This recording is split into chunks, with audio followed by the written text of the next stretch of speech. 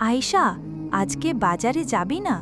সবাই তো নতুন কাপড় কিনছে, তুই সব সময় ঘরে ঘরে বসে থাকিস কেন? যাব না ফাতিমা, এখন থেকে আমি আর বাজারে এভাবে যাই না। যদি যাইও, আমি পর্দা ছাড়া বের হব না। কি বলছিস? এখন থেকে পুরো পর্দা করবি? তুই তো আগে কখনো এমন ভাবতিস না। ভাবতাম, কিন্তু মানতাম না। কিছুদিন আগে একটা ঘটনা আমার চোখ খুলে দিয়েছে। কি ঘটনা? বল না। গত মাসে পাশের পাড়ার রুবিনা আপা মারা গেলেন। খুব ভালো মানুষ ছিলেন, নামাজ পড়তেন, রোজা রাখতেন, কিন্তু একদিন তার মেয়ে কাঁদছিল। আমার মা সব কিছু করলেন, কিন্তু পর্দা করলেন না। এই কথাটা আমার হৃদয়ে বাজল।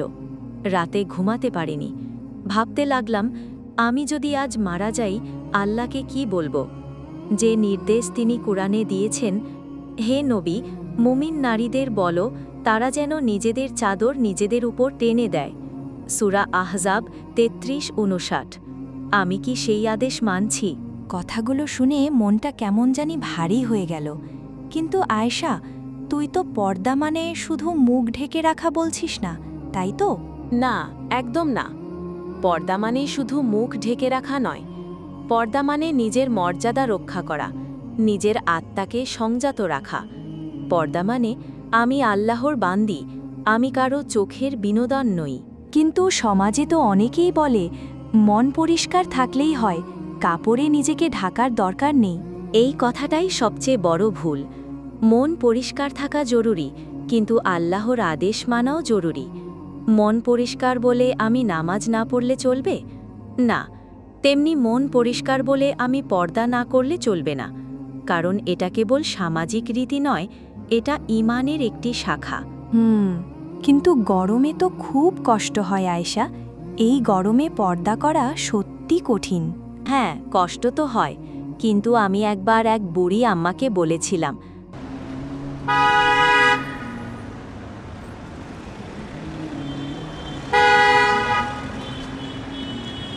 আম্মা, গরমে পর্দা করতে খুব কষ্ট লাগে।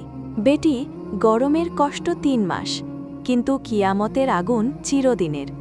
আমি সেই দিন থেকে আর তর্ক করিনি। আয়েশা, তুই সত্যিই বদলে গেছিস।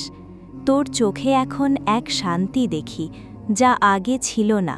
সেই শান্তি এসেছে আল্লাহর আদেশ মানা থেকে। তুমি জানো, আগে আমি সাজগোজ করে বেরোতাম, সবাই প্রশংসা করত। কিন্তু রাতে ঘুমাতাম না, মনে হতো কেউ আমার সৌন্দর্য দেখছে, আর আমি সেটা আল্লাহর সন্তুষ্টির জন্য লুকাইনি। এখন আমি যখন পর্দা করে বেরোই, মনে হয় আমি আমার সৌন্দর্য মানুষ থেকে নয়, আল্লাহর জন্য সংরক্ষণ করছি। কিন্তু সবাই তো পর্দা করা মেয়েদের নিয়ে ঠাট্টা করে, বলে পুরনো ধ্যান ধারণা।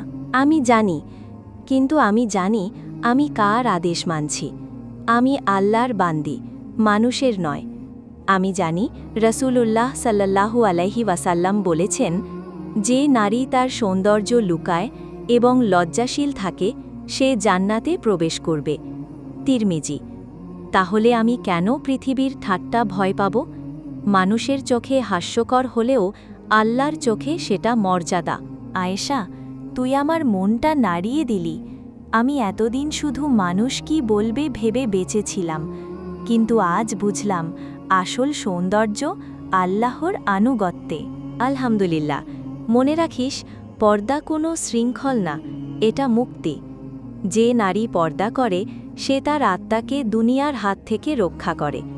আর যে নারী তা ছেড়ে দেয়, সে আসলে নিজের ঢাল ফেলে দেয়। আয়েশা, আমি আজ থেকেই চেষ্টা করব। আমি আল্লাহর সামনে দাঁড়িয়ে বলতে চাই, আমি চেষ্টা করেছিলাম, হে আল্লাহ, আমি আপনার আদেশ মানতে চেয়েছিলাম। ইনশাআল্লাহ তুই পারবি। আর জানিস, পর্দা শুধু কাপড়ে নয়, কথায়, আচরণে, দৃষ্টিতেও পর্দা থাকতে হবে।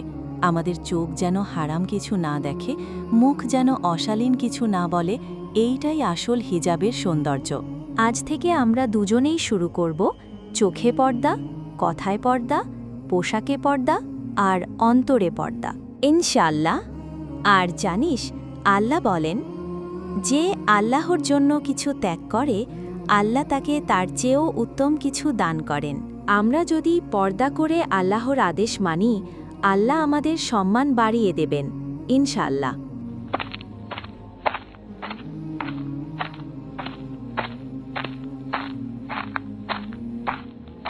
আয়েশা, দেখ, আমিও পর্দা করেছি, ঠিক তোর মতো।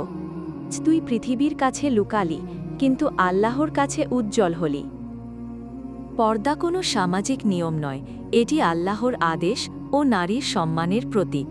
2 হিজাব দেহ নয়, আত্মাকে ঢেকে রাখে পাপের দৃষ্টি থেকে।